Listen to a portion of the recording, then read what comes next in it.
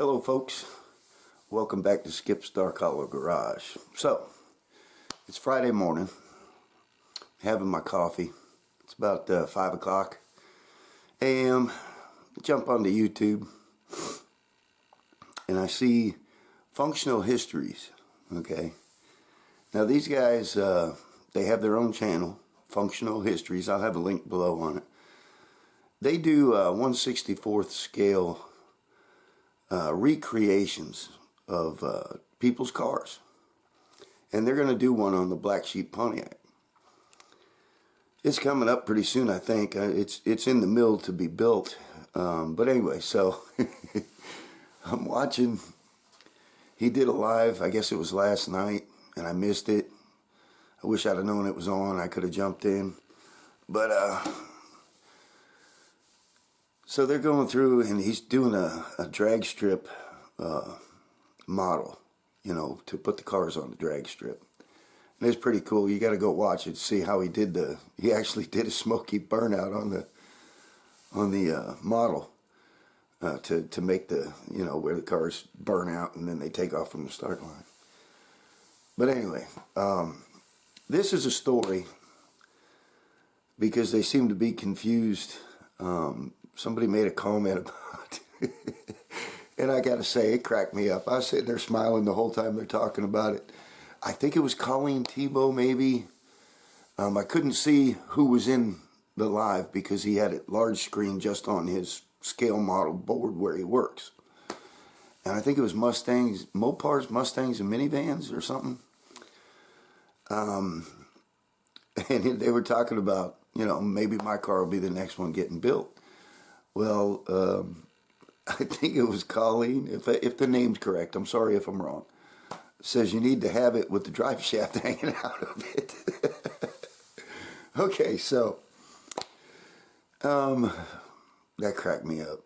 That cracked me up. And honestly, if you guys want to do it with the drive shaft hanging out of it, do whatever the fans of your channel want to see.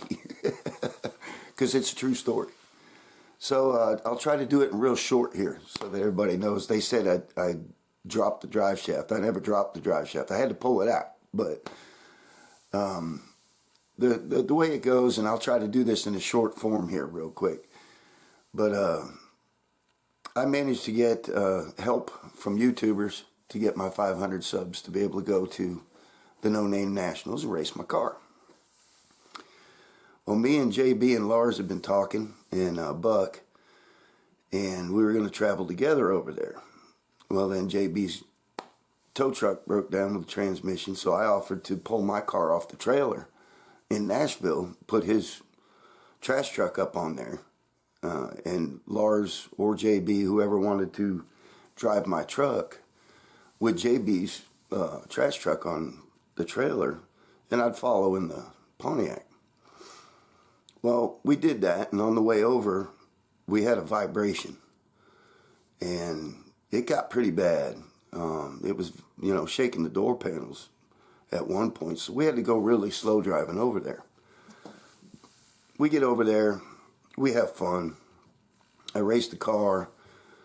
It was 10.9s, then I got it down into 10.7. What was it? Then 10.5. And then 10.3.8, I think it was. I don't know. I've got the time tickets on the wall. It never had the vibration again on the drag strip. But I was trying to get it into the high nines, like a 990 or a 999. And just to get into the nines somehow. And I got back up to the booth, and the ticket booth, the time slip booth. And they said, "You're leaking." They told me to tell you you're leaking. You're leaking fluid, get off the track. Okay. Well, that's a bummer. So there was no more racing for me. It turns out it was transmission fluid that it was leaking. And what it was, and we didn't know it, it had torn the seal out of the tail shaft housing. Okay. So here comes, I get my coffee here. Remember, I told you it's 5 in the morning.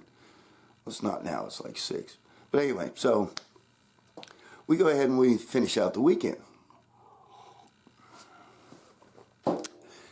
We get all loaded up, and we're taking off Sunday morning. Get about 20 miles from the track, maybe. And Mohawk 62 and his son Silver are following us. And I'm following Lars with my truck. He's got my truck and trailer with the trash truck on it. Me and JB are in the 66 Pontiac. And she started vibrating. And I was like, oh, here we go again. And then we get a call from Mohawk 62 who's following us. And he said, you're smoking. There's smoke coming out of the car.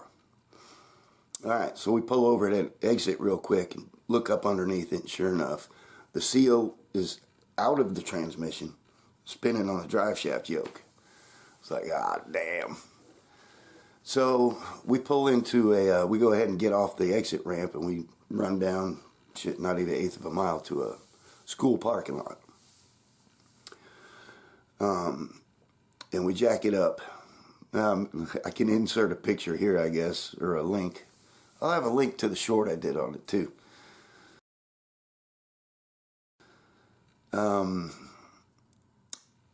JB says, well, I can fix that seal and that bushing right here on the side of the road. So, you know, we get it all jacked up. Mohawk 62 had a jack with him and stands. Get out the toolbox, blah, blah, blah. So we start calling around. And I think it was O'Reilly's. AutoZone? I don't know.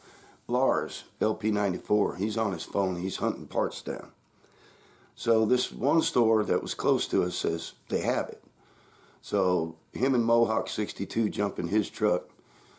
He's towing his badass scamp on a trailer. They go to the parts store.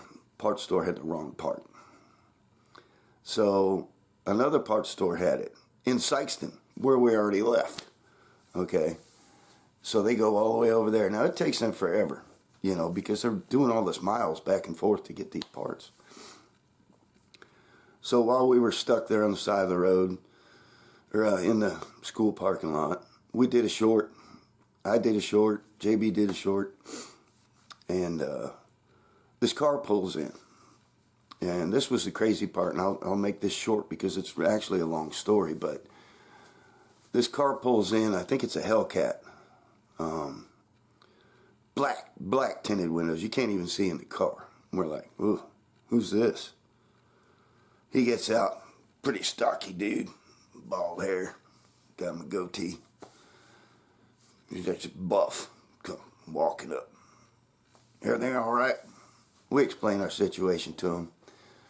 Turns out he has a shop down the road, and if we need it, we're welcome to use it if we can get the car there. He also has a towing company. He will tow us, but it'll cost us.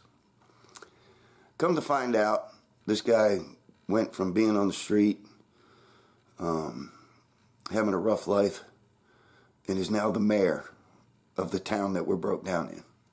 And he has a hair salon for his daughter. He's got the shop, the towing company for his son. But while we're waiting on the parts, he says, man, y'all hungry? You need water? And we were like, well, we got some water. He goes, I'll be right back. And he comes back with pizza. Okay? 3 slices, 1 slice apiece for me, Silver, and JB. So we shoot the breeze with him. We find out all about his life. And ate some free pizza. Hell of a guy. Was willing to put us up for the night if we couldn't get the car fixed, because in the automotive repair shop, he had an apartment upstairs. So we were like set. I mean, this dude was awesome. His name was Danny. I've got his number in my phone now. So parts arrive. And we've got the drive shaft out and everything waiting, you know, by the time Lars and Mohawk 62 got back with the parts. So JB, lickety-split, puts them in there. We get it put back together. We get to driving down the road. Yep, she starts vibrating again.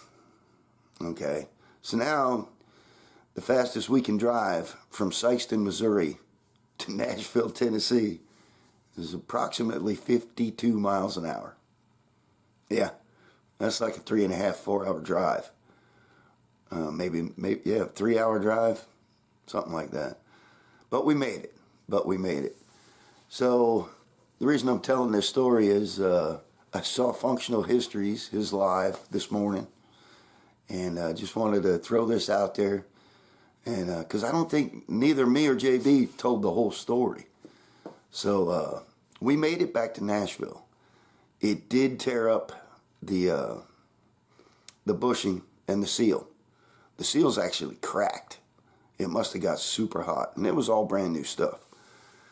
But it got us back. It made the trip from Missouri, Sykeston, Missouri, to Nashville, Tennessee, and I was able to put it back on the trailer at JB's house when we took his truck off, and I came on home. Of course, there's a video of fixing it, but what it turned out to be, and I never knew it because it's a daily driver. I drive it all the time. I drive it everywhere, anytime, any chance I get.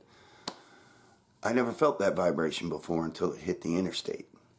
Didn't know it was going to have a problem. And the yoke, the drive shaft is an inch too short. So I had to get a longer yoke, super long, and I cut it down to fit, custom fit.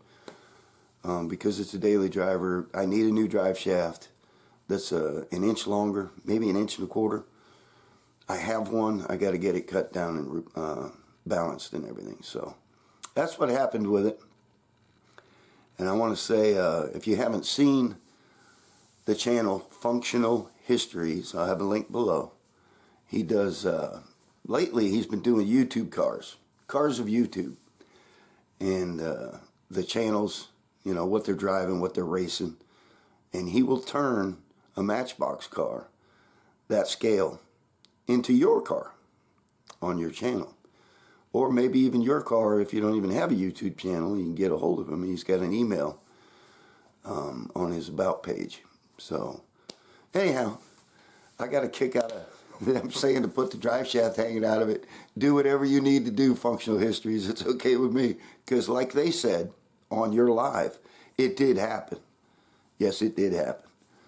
And I just want to thank you for the smile this morning.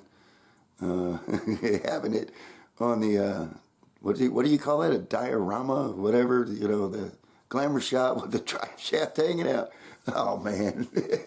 Hey, real is real, truth is truth, right? It happened. It sure as hell happened. But it did good at the drag strip. I was slowly coming down on my times. I was getting better and better. It's been years since I've been on the Christmas tree at the drag strip, so I was getting a little better each time. I think the car had some potential, but yeah, that drive shaft screwed me up. But well, that's it for this one, folks. I want to thank Functional Histories for pretty soon recreating the Black Sheep Pontiac into a 1/64th scale Matchbox car. And I appreciate everybody that watches the channel. We had never really talked about what happened with that drive shaft thing. I guess we just wanted to get home. You know, that's a long ways away, Sykeston to Nashville. We had to limp that car all the way back. But I appreciate y'all hanging out with me, checking this one out.